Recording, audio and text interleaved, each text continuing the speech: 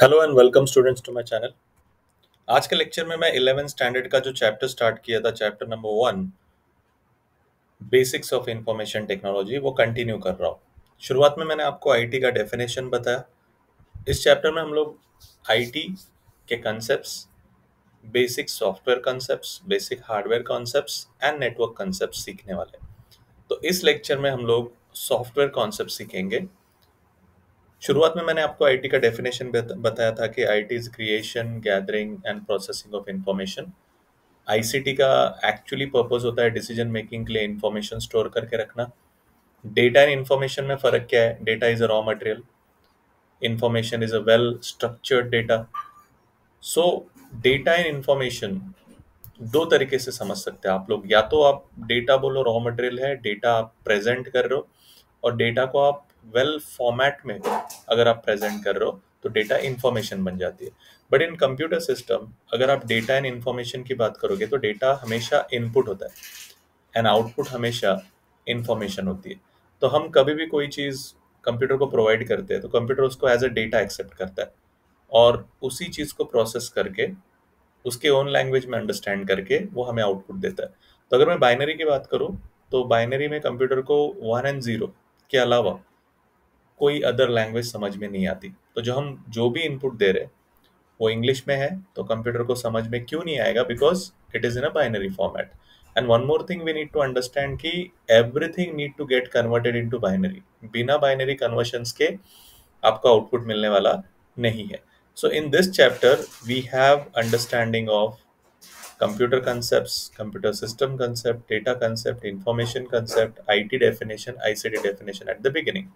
अभी जैसे chapter proceed होता है आगे हमें थोड़े टर्म्स याद रखने हैं कि सॉफ्टवेयर टर्म्स कौन से है, हार्डवेयर टर्म्स कौन से है एंड किस तरीके से इनको आइडेंटिफाई किया जाएगा। So I just want to discuss you that concept. Now, before going to the concept of software, let us understand what is architecture of computer. Computer का आर्किटेक्चर क्या है, कंप्यूटर कैसे डिजाइन किया है, कंप्यूटर का क्या स्टैंडर्ड है। In that way you are going to understand the computer. तो यहाँ पे एक कंसेप्ट है ब्लॉक डायग्राम का। देखो यहाँ पे एक ब्लॉक डायग्राम दिखेगा आपको, ये बहुत important and basic block diagram है जिससे आपको पता चलेगा कि कंप्यूटर वर्क कैसे करता है। तो यहाँ पे अगर आप स्टार्टिंग में देखोगे तो इनपुट यूनिट दिख रहा है आपको और उसके बाजू में डेटा लिखा है। इसका मतलब क्या है? इनपुट यूनिट वो यूनिट है जो आपके इनपुट्स, यूजर के इनपुट एक्सेप्ट करता है, बट जो भी इनपुट्स आप प्रोवाइड करते हो उसे डेटा बोलते हैं।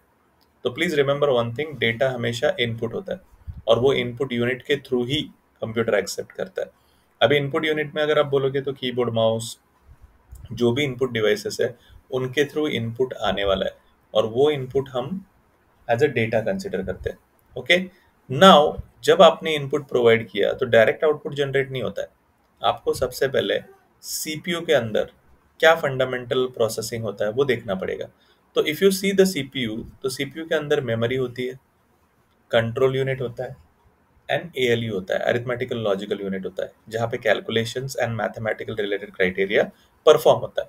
कंट्रोल यूनिट ऑब्जर्वेशंस करता है, सुपरवाइज करता है कि हर वो चीज जो एज ए इनपुट आ रही है वो प्रोसेस बराबर हो रही है कि नहीं, वो मेमोरीज में प्रॉपरली स्टोर हो रही है कि नहीं, एंड फाइनली आपको आउटपुट एज ए इन्फॉर्मेशन मिल रहा है कि नहीं। तो ये एक्टिविटी वेरीफाई करने का काम कंट्रोल यूनिट का होता है।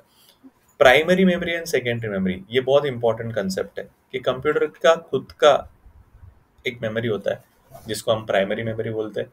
तो प्राइमरी मेमोरी में रैम एंड रोम, ये दो चीजें होती है। रैम रैंडम एक्सेस मेमोरी, रोम रीड ओनली मेमोरी। तो जब रैम एंड रोम की बात कर रहे हैं हम लोग तो थोड़ा एक्टिविटीज भी समझ लेते हैं। जैसे कि आपको पता है कि आपके पास एक ऑपरेटिंग सिस्टम होती है। ऑपरेटिंग सिस्टम क्या है? एक सॉफ्टवेयर है, एक प्रोग्राम है जो आपके कंप्यूटर को क्या देता है? इंस्ट्रक्शन देता है। तो अगर आपको आपके कंप्यूटर का प्रोग्राम यूज करके हार्डवेयर को कंट्रोल करना है, जैसे कि आप चाहते हो कि कीबोर्ड एंड माउस से इनपुट आए as a data and monitor पे आउटपुट डिस्प्ले हो as information, in between processing हो, तो जब भी आप प्रोसेसिंग करना चाहते हो आपको प्रोसेसर लगेगा।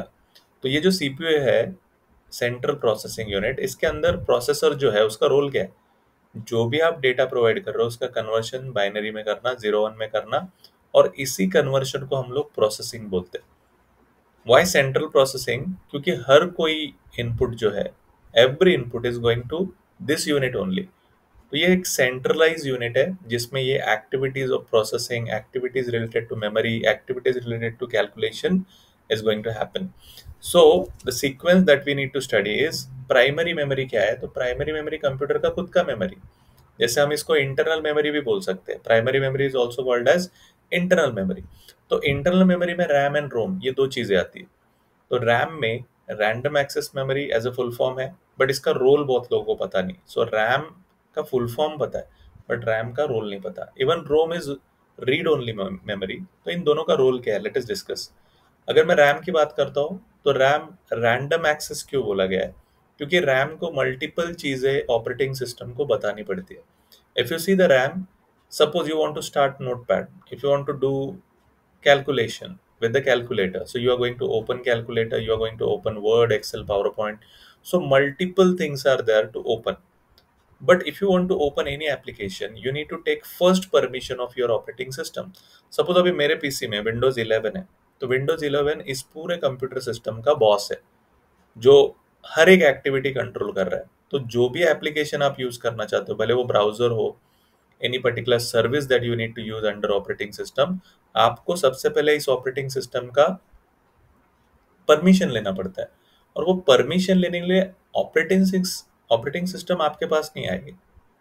यहाँ पे ऑपरेटिंग सिस्टम ने खुद की प्राइमरी मेमोरी रखी है, तो उसके थ्रू जो रैम है, वो रैम जाके ऑपरेटिंग सिस्टम को बताता है कि कितने मल्टीपल टास्क ऑपरेटिंग सिस्टम के अंदर चल रहे हैं, और वो ऑपरेटिंग सिस्टम को जल्दी से जल्दी बता देता है ताकि आपको परमिशन मिले एप्लीकेशन यूज करने की।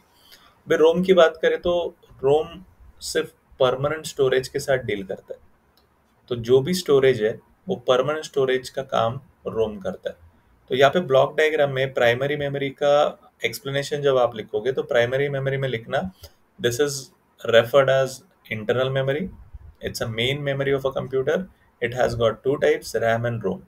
सेकेंडरी मेमोरी की बात करते हो तो सेकेंडरी मेमोरी में अदर देन प्राइमरी, मतलब यहाँ पे रैम रोम छोड़ के उसके अलावा जो एक्स्ट्रा स्टोरेज का पार्ट है, एक्सटर्नल मेमोरी भी इसको बोल सकते हैं आप लोग, वो सेकेंडरी मेमोरी आता है। मतलब हार्ड डिस्क है, पेन ड्राइव है, सीडी है, डीवीडी है, ये जो स्टोरेज है एक्स्ट्रा जिसमें आप डेटा रख सकते हो अदर देन प्राइमरी मेमोरी, उसको सेकेंडरी मेमोरी बोलते हैं।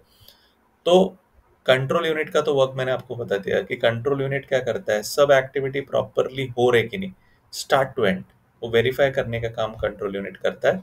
और मैथमेटिकल एंड लॉजिकल कैलकुलेशंस अगर आपको करने हैं, तो आपके पास सीपीयू के अंदर एक डिपार्टमेंट है जिसका नाम है अरिथमेटिक लॉजिकल यूनिट, एएलयू। तो ये तीनों भी डिपार्टमेंट्स अपने आप में अपना अपना रोल परफॉर्म करते हैं। तो प्राइमरी मेमोरी बहुत इंपॉर्टेंट है स्टूडेंट।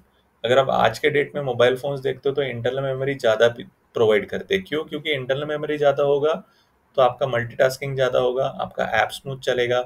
और प्राइमरी मेमोरी ज़्यादा होने के कारण you need to use your mobile smoothless. But right now what is happening out, हम लोग मेमोरी कार्ड यूज नहीं कर रहे क्योंकि हमारे इंटरनल मेमोरी ज़्यादा है, प्राइमरी मेमोरी ज़्यादा है।